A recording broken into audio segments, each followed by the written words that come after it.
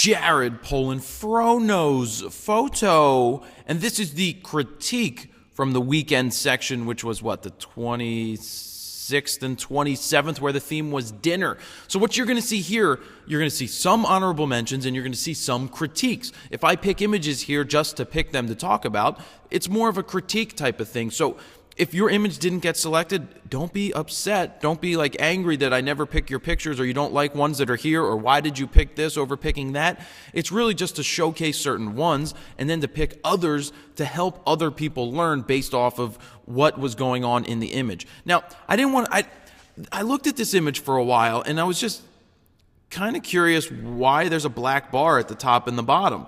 You know, why is it 16 by 9 photograph and it was taken with like a Canon 60D? Was it a still popped out from a video? Was it an actual photo?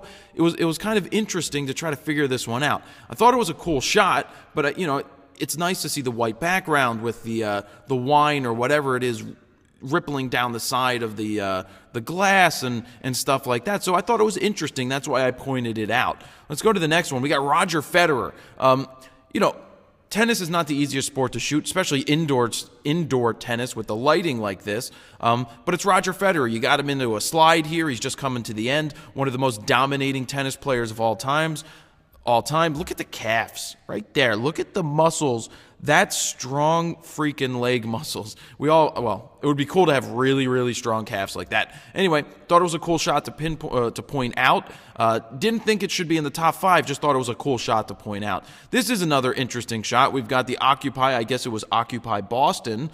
I don't see any people in the shot. I don't know why. Maybe they're sleeping underneath a tent or something. But I like the colors. I like everything. I like the colors. I like the posters. I just like the scene that was set here in the photo, and that's why it is in here.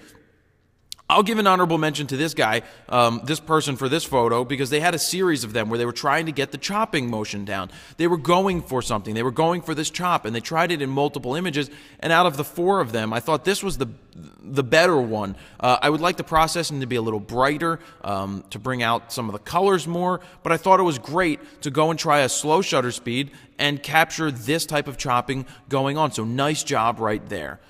This was a cool shot too. I don't know if it's an Instagram shot or it was taken with a regular camera and then cropped square, but it's really cool. I think pulling out some of the yellow in this would do it justice to make it, I just think it has a little too much yellow, but where the clouds are, it's great. The color and tones, or more so the tones and shade and shadow that are on the corner of the building are great. So this is a great job. Honorable mention for pointing up, seeing what was going on here, and capturing it.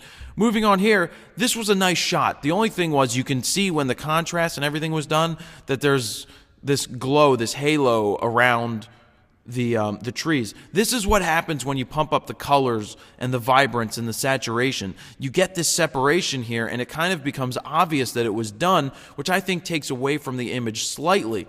But I still think it was a cool capture.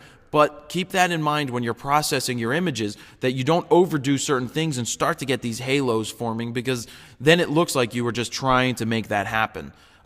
Cool silhouette shot. They called it like a walk before dinner, which who knows, maybe it was, maybe it wasn't. I like the amber color of the sky, or the peach color, the peach tone that's going on here. Really cool silhouette. I like the person standing there. It would be neat to see a couple of more objects in this frame, like the person walking, if they had like a fishing pole. I don't know why, just random fishing pole, baseball bat, like a kid walking to the baseball field, except it's a straight silhouette with the baseball bat, hanging over his shoulder with the glove on it. Just different ideas to think about. I think this is a really cool shot, so we'll throw an honorable mention to it as well. This said Ice Heart. I don't know where it's from. I don't know what it's all about, but I thought it was interesting.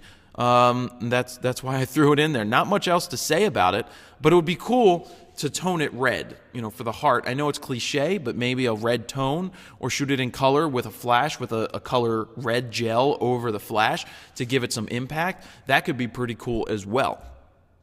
Then a snake. I don't like snakes.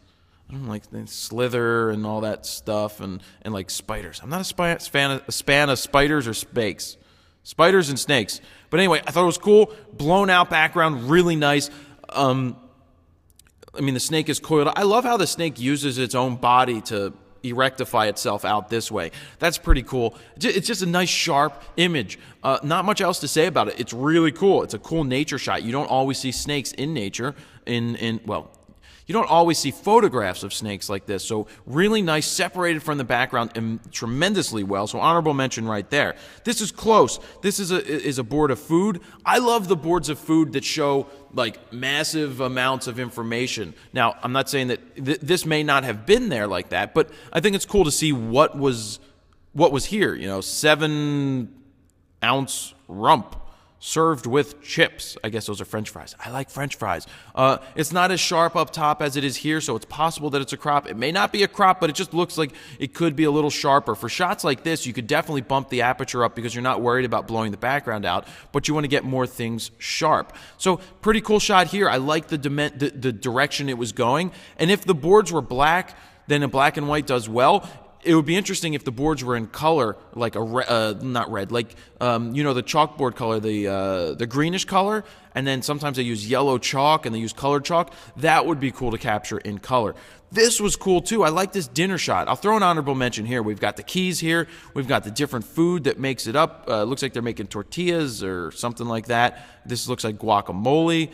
You got the tomatoes chopped up. This is cool. I like the pulled back tones. I like how it's a little hazy on the hazy side. Cool shot. Nice job. And then there's a kitty.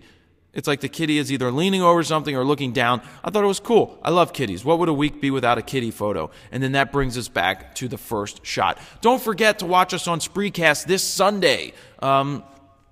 Live, 12 p.m., Adam and I will be on. That's noon time, Eastern Standard Time. That's New York time for anybody around the world who knows what New York, looking up New York time. That's where we are. We'll be on there. You can jump on screen with us. You can ask us questions live, and it'll be really, really a lot of fun. So if you do miss it, it will be recorded on Spreecast.com and be instantly available as soon as we turn off the Spreecast. So we hope to see you there. The new theme is eyes. Follow the link below. You will get to see how you can enter the theme for eyes, and be sure to vote for the top 5 from the week of the 26th and 27th, where the theme was dinner. So nice job again this week. Have fun with eyes. We will see you later. Jared Poland, FroKnowsPhoto.com. See ya.